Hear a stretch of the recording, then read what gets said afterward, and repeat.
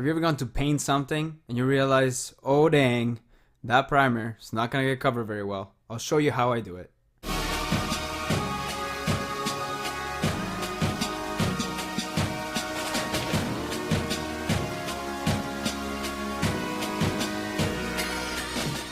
My video got all screwed up, but I'm still going to show you how to do this. So that you see right there is a value shade that I mixed.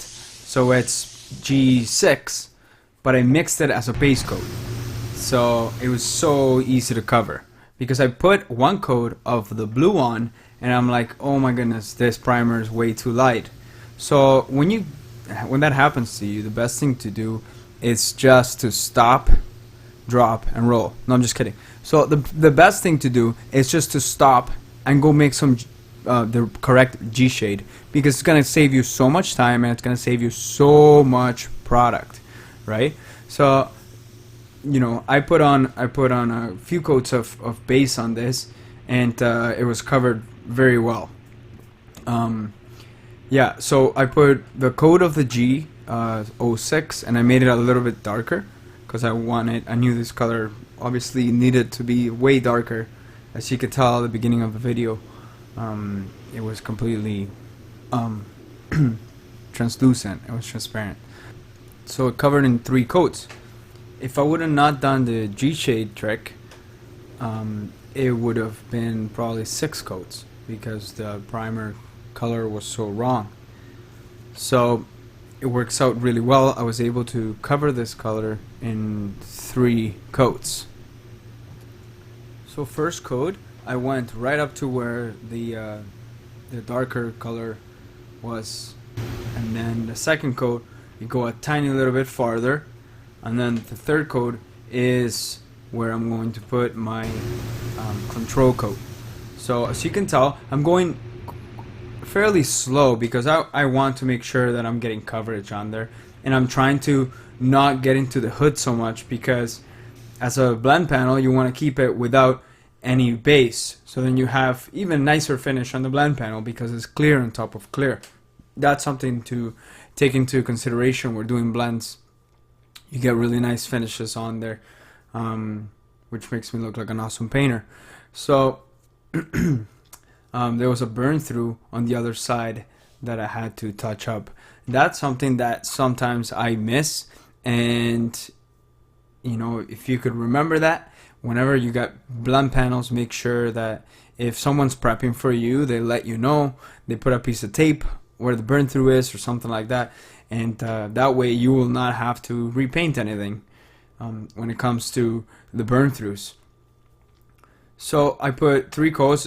So you saw I went up and then I went down. I just wanted to make sure I get extra base on there to get good coverage on this color. And now I will be putting on control coat. So I love these little blowers because they help me get jobs done faster. I mean, if this booths have like a setting to dry base, but when it's something small like this, there's no point of putting it on because I can do a faster job with the little blower. So my control coat, you can see I am farther away from the panel, and and I don't want to put it on wet, because if you put it on wet, then you're not gonna have the metallics standing up the way that they're supposed to.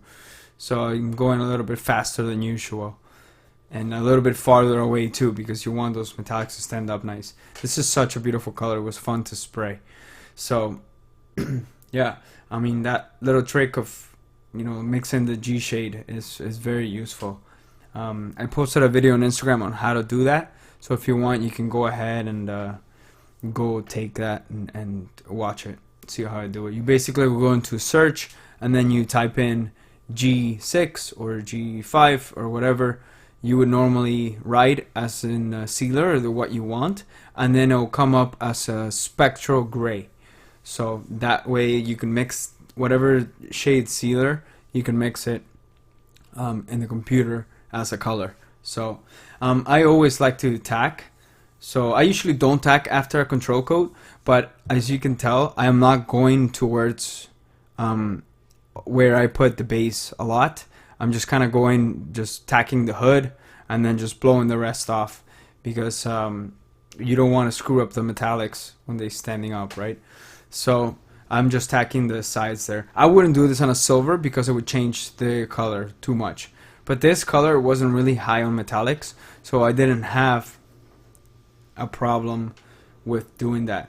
And you want to try to, you know, tack in between coats, because one, you're gonna make sure that it's dry before tacking it, and then two, you're gonna make sure that there's no sand piling or anything like that. So I'm going to put 2 medium wet coats of clear on this vehicle, and as you can tell, I stay away from the bumper, I stayed away from the rear door, and that will ensure that you get no problems when it comes to the colors and stuff like that. So we did a couple of small repairs on this Range Rover because it got damaged from the transport. So that's why we had to repaint this beautiful Range Rover. But we did a good job, and it was all good. You gotta be careful. This, especially with this Range Rovers, those body lines, they are tricky.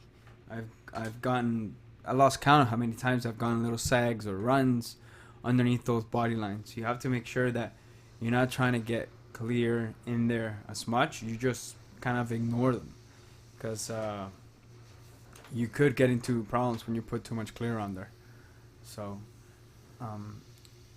I would recommend putting an air gauge on your gun, because I have the bad habit of not doing it, and I've been doing it lately because you know, as you could tell, this job I had to go over again because I wasn't putting enough on my air pressure wasn't on the right place. So I've been using my gauge. We painted this car a couple months ago.